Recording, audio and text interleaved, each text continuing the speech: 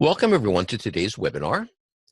As many of you may know, we do generally 3 webinars a month.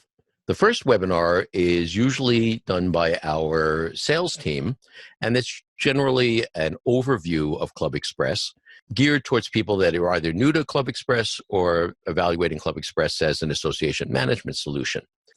And twice a month, we do a deep dive into some module of ClubExpress, some piece of functionality. Or it might be something like ClubExpress for treasurers. But it's looking at how to use certain things, and particularly how to administer these things.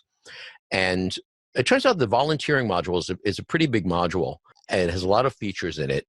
And what we wanted to do was break this up into 2 webinars, just as we broke up the video tutorial into 2 tutorials. One for user sign up and member history, which is something that you can point your members to say, here's how you sign up for things without going into the administration side of it. And the second tutorial and our second webinar will be on administering volunteering. So today is one of these deep dives, and Samantha is going to be demonstrating today. So we usually do a little introduction like this, and then either I or Samantha or Dan will do a demonstration, and then we follow it up with questions and answers. Now let's just take care of a little bit of housekeeping. All the phones and microphones are muted. Questions should be entered into the chat window. I will be monitoring today's chat and will be surfacing questions to Samantha if they come along. At the end of the session, we will revisit the chat window and see if there are any questions that had not already been answered during Samantha's demonstration. And this is particularly useful for people that are not on the session right now, but are watching it later on in a recording.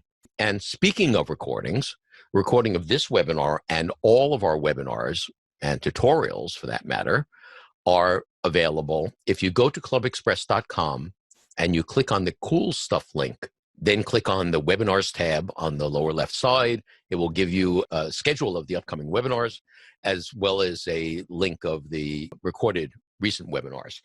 If you click on the Video Tutorials tab, it'll give you a list of all the tutorials.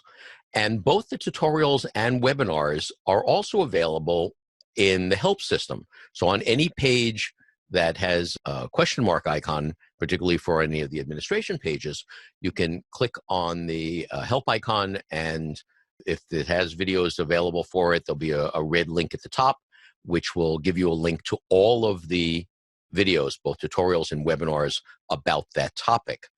And also on the support tab of your control panel, there's a list of all of the tutorials. Now, all of the videos are actually published on YouTube. So if you're viewing it on YouTube, one of the things we'd appreciate it is if you would click on the subscribe button, and you can also click on the bell icon to be notified. So that way, whenever there's new content, you can be notified of the new content. And finally, if you're using ClubExpress, we'd appreciate if you go to clubexpress.com/reviews and click on one of these review sites and give a review of ClubExpress so other people that are evaluating association management solutions can have the benefit of your experience. And so Samantha's doing today's demo. So Samantha, will you please share your screen? Hi, everyone. I'm Samantha. I'm the training and documentation expert here at ClubExpress. Occasionally, I will handle a webinar or two. Alan and I will tag team. Today, I'm handling the webinar going through volunteering from a user's perspective. So we'll go through a little bit of an overview first, and then we'll dive into today's demonstration. So volunteering is obviously a great way to increase involvement in your organization. If you are an administrator watching this, it's a wonderful way to keep your members involved locally and just to help out. If you're a member or a non-member just interested in an organization, it's a wonderful way to just stay involved in your community.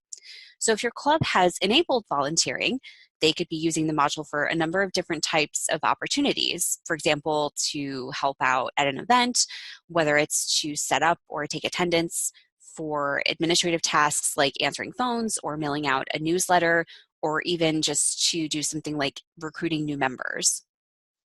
So today's webinar is going to cover volunteering from a user perspective, both as a member and a non-member. And we're also going to cover viewing and signing up for slots as members and non-members. And as a signed-in member, we're going to go through how to view your volunteering history. So again, the admin instructions are going to be covered in the next webinar. There's just one little thing that I want to touch on. So volunteering is separated into opportunities, and within each opportunity, you have associated slots or individual dates and times that members can and non-members can volunteer for. Each slot, and of course we'll go over this, can require a different number of people, and each slot can be for an entirely different task within that entire opportunity. So volunteering administration, the back end, is going to be discussed in detail in the next webinar, but because we're going through volunteering as a non-member, I just want to touch on a couple of things. For non-members to be able to volunteer, you have to be sure of 3 things. The module itself has to be available to all site visitors. The individual volunteering opportunities and slots need to be available to all site visitors, and the module needs to be available on the public menu so that the general public can access it instead of having to log in to view it. So again, the webinar is just focusing on the user side of volunteering, but if your non-members are unable to sign up, you might just want to kind of take a look at those things. And if you're a non-member looking to sign up and you can't, you can always contact your club administrators to ask them if that's something that they've enabled, maybe point out to them that you have some interest in volunteering. So again, in today's demo, we're going to cover everything from an outside perspective. So as a non-member, Samantha, just before you go ahead with that, also there's a slight difference between letting your non-members sign up, in other words, by putting it on a menu that they're allowed to see, versus a member signing themselves up and signing up non-members. Yes. So you might make it so that only your members can volunteer themselves, but they may also be able to volunteer other non-members. That's a little different than just a non-member being able to volunteer themselves. Yes. Thank you. And we'll go through that later in our demonstration. So in today's demo, we're going to first up view volunteering as a non-member before you would sign in, or if you're just someone who's interested in volunteering. We're going to take a look at the available volunteering opportunities and sign up. And then we'll take a look at what this looks like as a member. So viewing your volunteering opportunities, signing up, the ability to sign others up for an opportunity, which could be another member, someone else in your membership, or a non-member, and looking at your history from within your member profile. So let me go ahead and bring up my screen here. So we are not signed in to the Northwest Balloon Club. We are going to first up view this from a non-member's perspective. I'm someone who's just interested in the club. I want to help out. Maybe I'm shopping around and looking into becoming a member, and I just kind of want to take a look at what this organization does, what they have to offer. In any event, I'm interested in volunteering. So you can see on the top right-hand corner of the screen, I am not logged in. There's still the prompt to log in to the Northwest Balloon Club. But instead, I am going to navigate to volunteering, which has been placed on the public menu so that I can actually access it.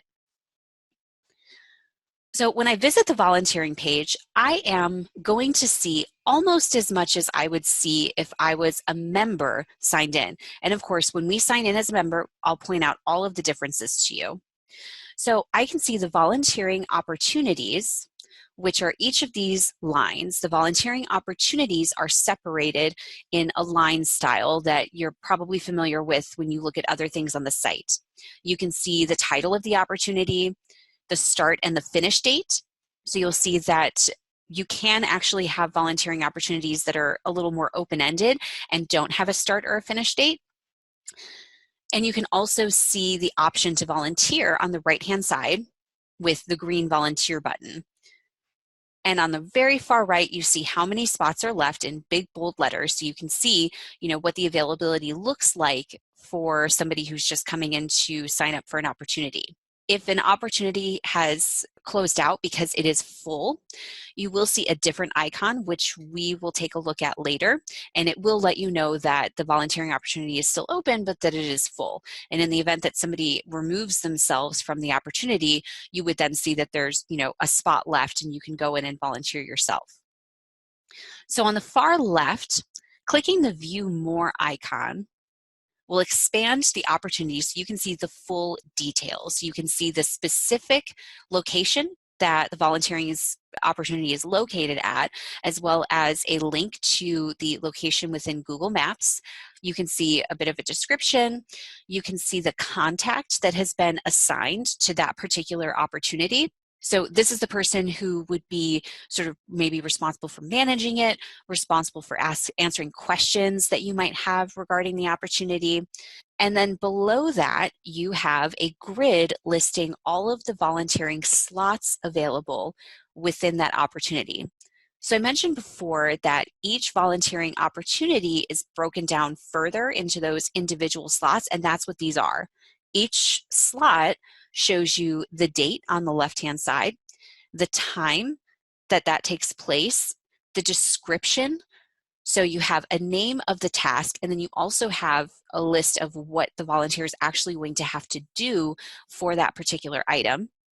And on the right-hand side, how many people are required to complete that task and how many people have already signed up for that task. So at the very top, you can see that users have the ability to search through volunteering opportunities. So when you click search, you have your search pop-up that appears. You can search by date. Obviously, for this particular instance, we only have 2 opportunities, so searching isn't really necessary. But if your organization has a lot of opportunities and you want to search through a weekend that you happen to be free, you can do that. You can break them down by category. So each of these categories are set up by administrators, of course, but they can help further, narrow down your search based on what you're looking to do.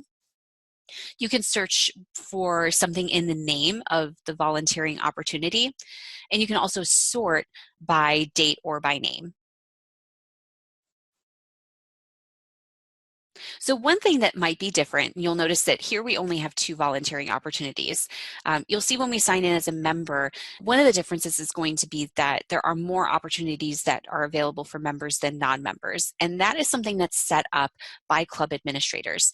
They can, of course, configure their module to only list certain opportunities as being available to non-members. And that's completely at their discretion. So when a non-member has not signed in, they might see only a handful of opportunities, and even within each opportunity, they might only see a handful of slots. So while one spring fly-in opportunity is available in general to non-members, some of the items in the slots might be only available to members. So just keeping that in mind, especially if you're a member who's logging in and you're speaking with somebody and you can see opportunities and they can't, it could just be because those opportunities aren't available to non-members. So let's go ahead, and as a non-member, I've decided that I want to go ahead and sign up to paint the clubhouse. So I'm going to click Volunteer Yourself. And right away, I'm taken to the volunteer screen where I'm just going to go ahead and sign up for what I want to do. So as a non-member, obviously none of your data is entered into the system because you don't exist as a part of this club just yet. So it asks you for your first name and last name. We'll go ahead and enter in our names here. And I will go ahead and enter in a phone number. We'll just do a dummy phone number for this, and an email.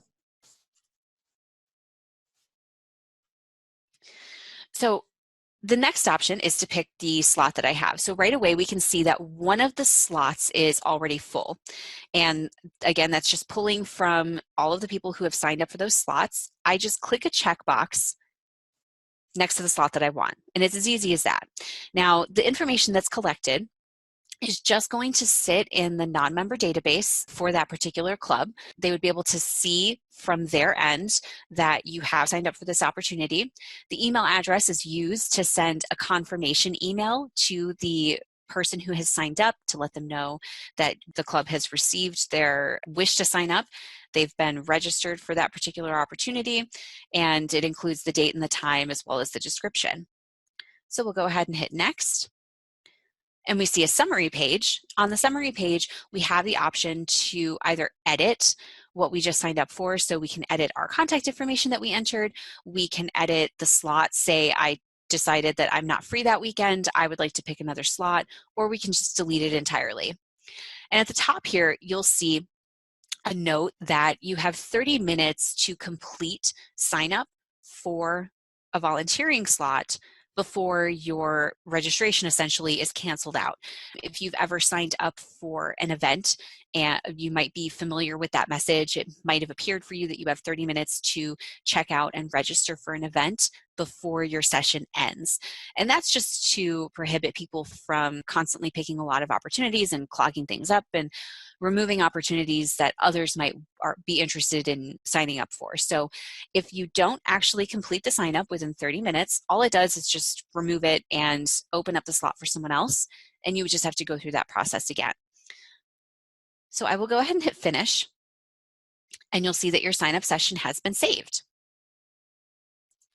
And that's as easy as it gets as signing up for a volunteering opportunity as a non-member. Now, there are a handful of different options available when you're signing up as a member, and we'll go through that next. So I'm already signed in as Jenny Cho. She is a member of the Northwest Balloon Club, and I am going to sign her up for a handful of opportunities. We're going to take a look at the volunteering module from her perspective. Again, we're signed in as a member, and already you can see that there are far more opportunities available for her than there were for Sam as a non-member.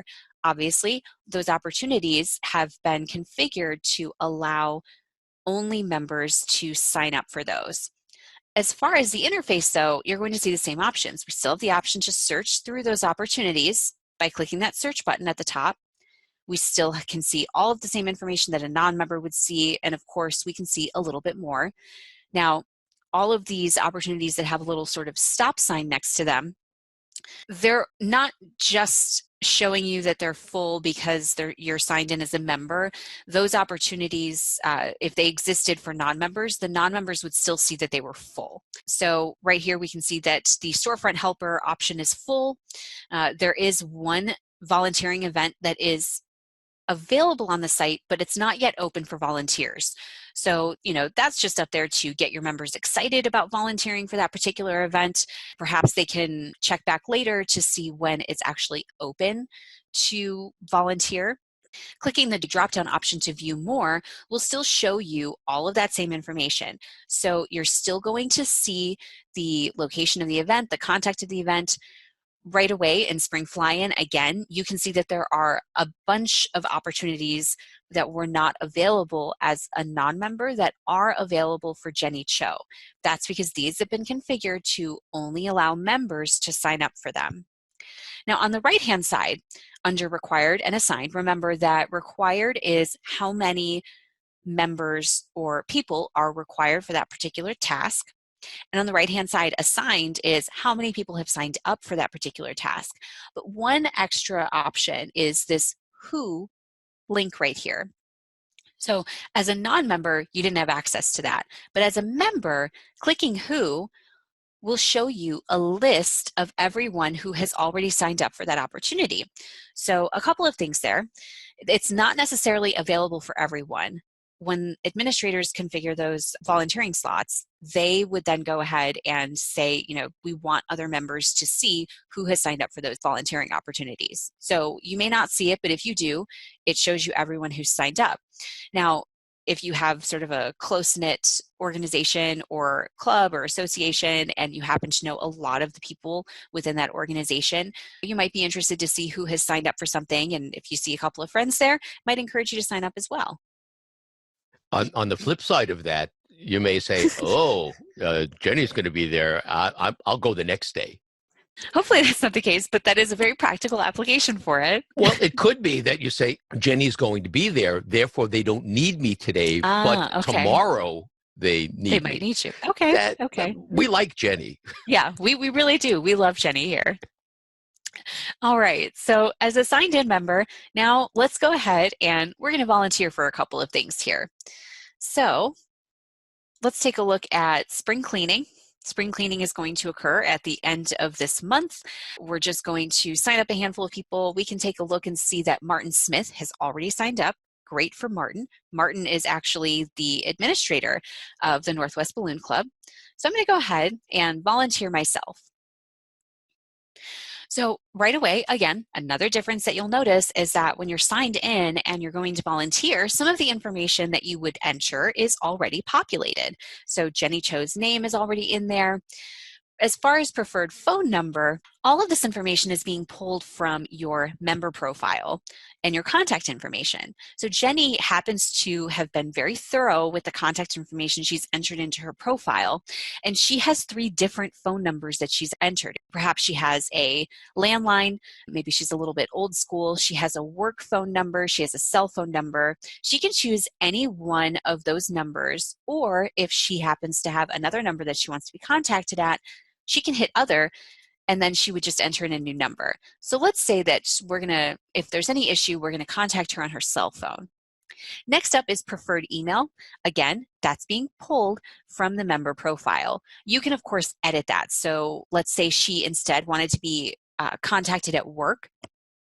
She might enter in her work email as well. And of course, we have the option to just register. Now, there's 1 slot for this particular volunteering opportunity. If there were multiple slots, we would see a list of all of the slots here. We'll go ahead and hit next. And it is important to note that if there are multiple slots, you can sign up for as many as you want, as long as they are open, of course. You don't just have to pick one. So I'm going to go ahead and hit next here.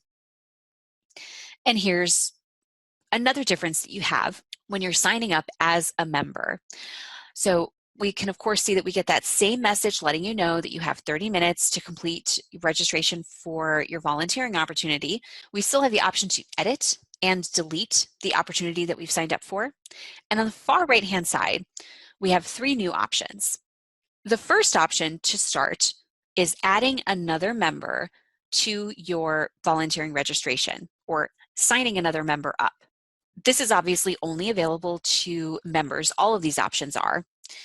And this is signing up a member who is not associated with your membership. So if you have a family membership where you have multiple people included, or if you have a corporate membership where you have coworkers attached to your membership, that would not include these people. It could, but when you're signing up another member, you're just signing up another person who happens to be a part of this particular organization.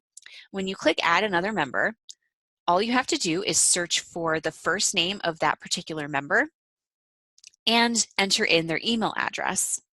Once you hit search, as long as the member is found within the database, they'll be attached to your particular volunteering opportunity, and then you can sign them up for something else. The next option works in a little bit of a different way, which is adding a family member.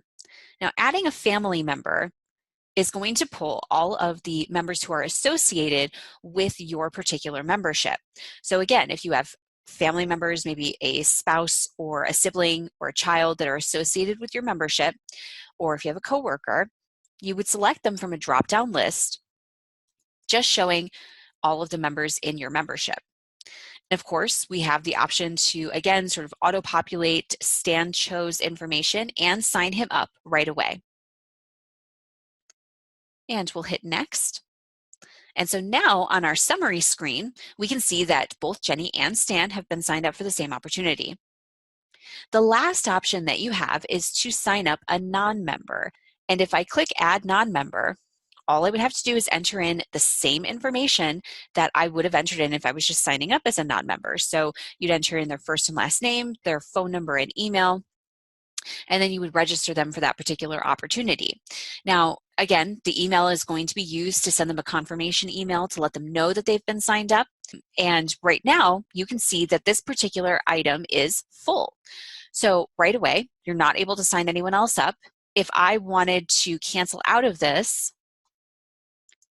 and let's say that instead of bringing Stan, I really wanted to bring, my friend from work or my friend from my local community group that maybe isn't a part of this organization, I can go ahead and delete Stan's registration for this particular slot. And I would go back and add a non-member. Oh, it shouldn't actually be full. But in any event, so I'm going to go ahead and finish the sign up for Jenny. And now we can see we just go right back to the volunteering page, and that's signing up for a volunteering opportunity. Now, another difference is that as a member, you have the ability to see all of the items that you have volunteered to do in the past and anything that you have volunteered to do in the future. And this is done through the member profile. We access the member profile by hovering over our name in the top right-hand corner and clicking Profile. And the volunteering history information is in your financial historical data section at the very bottom. And you can see a summary of all of the opportunities that you've volunteered for in the future, so upcoming opportunities, as well as past opportunities that you have volunteered for. So the default that it displays is within the last 12 months. You can see this drop-down menu in the center of your screen. You can change that to the past 2 years, or you can view all of your volunteering history from the beginning of time. So in the future opportunities section, if we click these double arrows on the left-hand side, you can see all of the individual slots within this opportunity that we've signed up for. So previously, Jenny signed up to help with the spring fly-in. She signed up herself. She signed up Daniel, who was also part of her membership. We can easily delete this entire set of volunteering slots by clicking the very top delete button, or we can delete individual slots. If Jenny spoke with Daniel and he can't actually make the Friday morning shift, she can easily go into her member profile and remove that. And it's the same with spring cleaning. Now at the bottom here, we can see that Jenny can see all of the hours that she has volunteered, as well as anyone else in her membership. So Sally is so far the only person who has volunteered within Jenny Cho's family membership. Perhaps that's why she decided to sign Daniel up for another volunteering opportunity, because he wasn't pulling his weight with the organization. So we can see anyone else in our membership, how many hours they volunteered, and we can see previous volunteering slots that they have signed up for and completed and attended. So if your organization is tracking volunteering hours, which is something that's done on the admin side, you can see how close you are to reaching that yearly or quarterly threshold for volunteering. And you can see if you were actually marked attended at a particular volunteering event. So administrators would be responsible for marking attendance. If you know that you helped clean out the club's balloon hanger, but you weren't marked as attended and your club happens to track hours, you can easily give your club administrator a call and just let them know that you were there, so that you can make sure that your information is always up to date. Now, as a non-member, because non-members do not have login information, they don't have a member profile, their volunteering history is still available to club administrators. Club administrators have the ability to take a look at the non-member record and pull their volunteering history. So if as a non-member or the general public, you are interested in seeing how much you happen to have volunteered with an organization, or if you just want to double check that your registration went through, you can contact a club administrator that's listed on the website, or perhaps a contact from that particular volunteering opportunity, and ask them to look at your non-member record to see what you've signed up for in the past. Samantha, there's a Yes. question here that I don't know the answer to. Maybe you do. It says, if a non-member is already in the database from a past event, does volunteering, say for volunteering or donation, will the information be added to the existing non-member account, or will a duplicate account be created? And I don't know the answer to that. Do you have any experience with that? I do not. It's possible that it recognizes if they're using the same email address. I would be pretty certain to say that it would recognize the email address and not create a duplicate record, and it would simply just add it to their existing record. But I don't know that absolutely. Yeah, I suggest that in that case is just give our customer service team a call, and either they will know the answer or they'll scratch their head and say, I don't know, let's find out. And they'll do a test and see what happens. Because, there may be maybe several John Smiths in a household all sharing an email address. So there may not be enough specific information information to deduplicate. And that seems like a terrible idea to have yeah. so many people like that living in one house. Well, you've got big families, I guess. That is volunteering as either a non-member or a member. So we went ahead and we highlighted the differences that you might see when you're logged in as a member versus not logged in at all. There might be more opportunities. You have the ability to see other people who have signed up for that particular opportunity. And you also have the ability to sign up other people, whether they're in your membership or not. There's a question here that says, does the system limit a duplicate registration for tasks or time? Can somebody volunteer themselves more than one time for a slot? Well, let's go ahead and take a look. So Jenny has registered for a handful of these fly-in opportunities. So yeah, let's look at this Sunday event close. So if she tries to register for the Sunday so it lists that she is registered. Right. And Sunday, so right here, it's grayed out. So it's checked. So all of the opportunities that she has signed up for are already checked. So the answer is no, she can't do it twice. Yes. But she could go in and cancel in her system. She could say, I'm going to cancel this volunteering and such. Mm-hmm. But yeah, so the point is you can't just inadvertently sign up twice for the same slot. Yes. So here, really, the thing to keep in mind is that the opportunity is an event or something like that, and Mm-hmm. opportunities have slots that people can sign up for. And in the next webinar, we'll go through all the different configuration options for all the different ways opportunities and slots can be set up. So one of the questions here, it says, will Samantha circle back and explain how to set up confirmation or other emails? Well, no, not today. Stay tuned, folks. Well, that's because that's just one of dozens of things that we're going to be talking about in the other session. But that said, for things like confirmation emails, those are system emails that are handled by ClubExpress. Mm-hmm. And in all system emails, the administrators can go in and customize what those emails say. So granted, there'll be information about the thing that you've signed up for.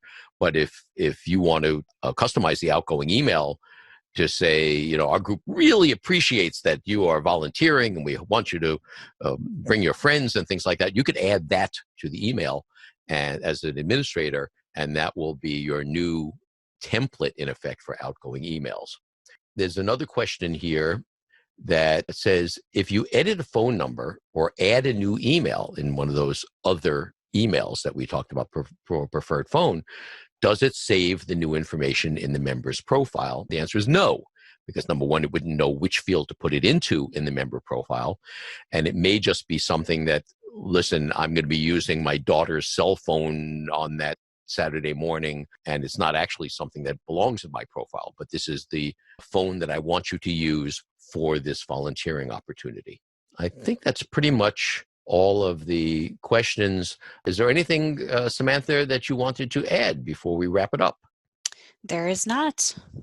In that case, thank everybody for coming to today's webinar, and we hope to see you at the next webinar. Again, it's going to be in 2 weeks from today, and it will be about administering volunteering. And this goes to setting up opportunities, setting up slots, configuring the volunteering system to begin with. There's a lot that we're going to cover, and you can take a look at the tutorial, the two tutorials, one for user volunteering and looking at your volunteering profile, and the second one on volunteering administration. So if you watch those two and come to the next webinar, you'll have a little grounding of the information that's going to be covered, and it'll be less of a fire hose.